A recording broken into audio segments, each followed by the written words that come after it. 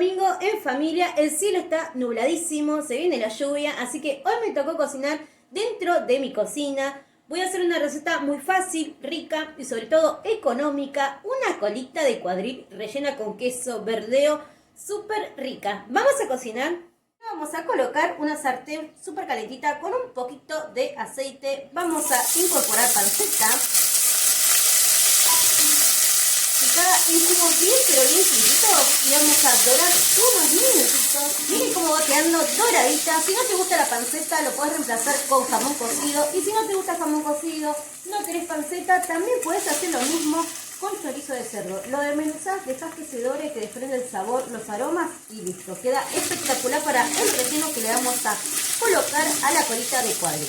Vamos a sumar ajo picado, cebolla de verdeo, picadita bien chiquitita, pimienta molida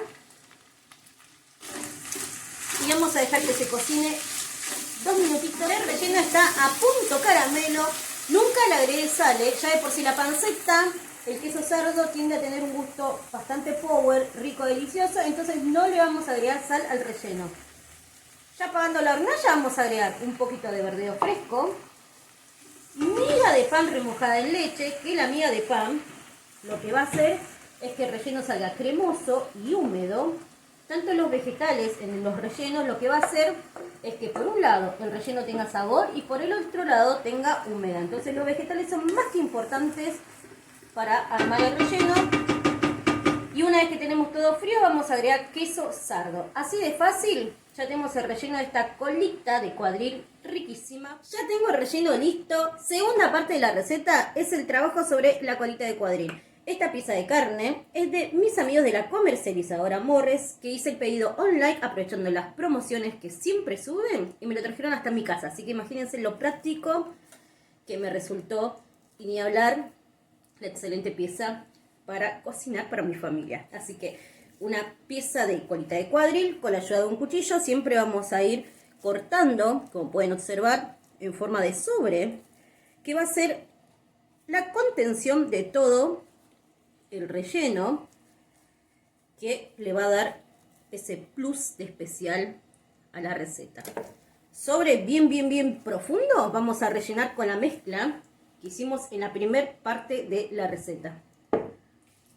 Vamos a utilizar las manos y vamos a ir incorporando bien hasta que quede súper gordito y generoso de preparación. Vamos a ir siempre empujando hacia adentro porque queremos que el relleno llegue por toda la pieza de la colita. ¿Ven? Vamos a hacer presión hacia adentro para que llegue hasta el final y quede espectacular. Una vez que completamos el relleno, vamos a hacer el cierre con escarbadientes. Siempre que vamos a trabajar con alimentos, tenemos que tener las manos limpias, ante todo. Y para darle el último toquecito de sabor a esta increíble colita de cuadril rellena, vamos a colocar un poquito de pimienta molida por encima de ambas caras de la colita y sal fina. Vamos a darle un toquecito de sellado en la sartén caliente para que quede dorada y tenga...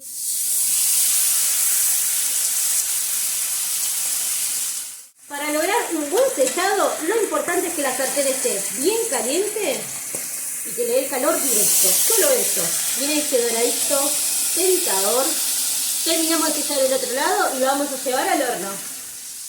Para acompañar esta riquísima colita de cuadril rellena vamos a colocar papas cortadas en rodajas finitas, así se cocina rapidito. Vamos a sumar también vegetales como zanahoria, pimiento rojo, cebollas cortadas en cubo y vamos a perfumar con hierbas aromáticas, tomillo, romero, orégano, sal, pimienta, que queda muy pero muy delicioso.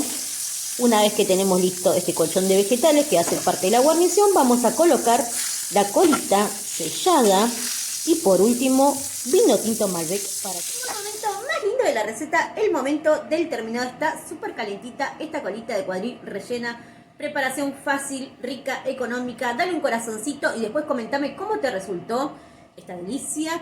Gracias a la comercializadora Morris por darme siempre los mejores cortes para mis preparaciones y a ustedes también por seguirme en cada receta. Acuérdense que si huele rico es porque Elba cocina. Buen provecho para todos.